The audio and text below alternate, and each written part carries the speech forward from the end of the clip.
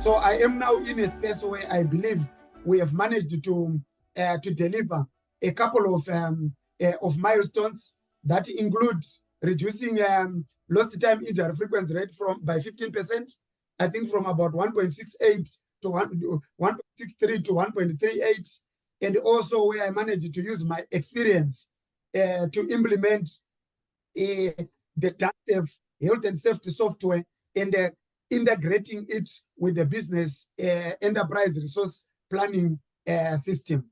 So those are some of the achievements that we did in addition to developing the health and safety professionals that you alluded to.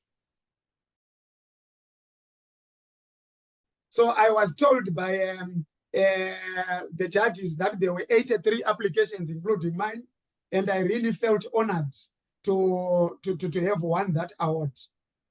I am the first person to have won it within, I think I was only 10 months with the organization.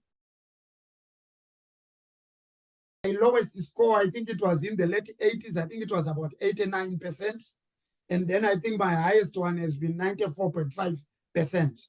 And I remember through delivery of the implementation of the Donesafe, the system, the reduction in injuries, and the high audit score, as a team, we managed to win the 2023 Ryman Healthcare Construction Site of the Year award in my organization, being chosen ahead of 10 other construction sites in New Zealand and Australia.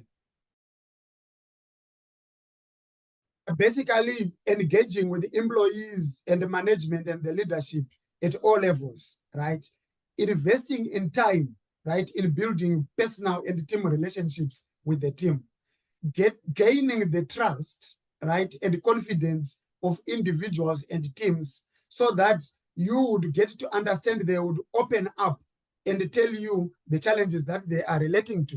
Like in New Zealand, I got to know that the challenges that the teams are experiencing is completely different from what we experience in Africa. Africa, it was mainly a resourcing thing, where employees would struggle with old, outdated technology, where some organizations would struggle to provide personal protective equipment for employees. It's completely different here in New Zealand. Employees have resources, they have state-of-the-art technology, but challenges such as psychological, social, and well-being risks that they experience. They struggle, most of the colleagues, they can struggle. An employee goes at home and faces some challenges and does not sleep well at home, come back to work fatigued, lack of sleep, still struggling to process this. Maybe it's bereavement, maybe it's losses in the family, maybe it's financial stress, maybe it's a relationship issues, but we are expecting this employee to work safely. So it was only through these relationships when you get to actually understand what they are saying. Then through the experience of the Donesafe health and safety software, I managed to actually trend analyze to say, in the past 5 years, what has been the significant contributor of accidents and injuries? And then I tried to match the two to say, oh, okay, injuries are coming from this. They are not coming from this. According to our risk assessment, according to our safe work method statements, which we call SWAMs, are we addressing these root causes incidents? And when I realized we failed to do that, that's when we touched on those issues.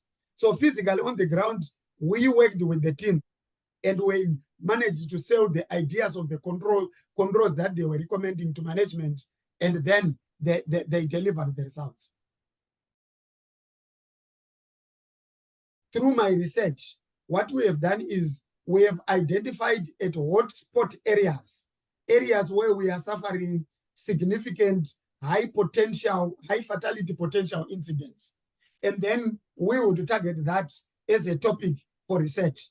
As an example, you would see issues like in civil excavation activities. There is a risk of hitting underground services with the potential fatality consequences. Then we would team up to set up a team and develop a practice with the realistic control measures that align with that, as opposed to just adopting a corporate-driven procedure that is benchmarked against world global practices. That has been one aspect. And then from a health point of view, we are combining occupational health with employee wellness, right? General employee wellness, we are now teaming up with employees who volunteer their wellness challenges and how they would like to communicate with them, with their fellow colleagues. And then we would include them to develop additional health and well-being related risks. We also like psychological risks in our risk assessment, right?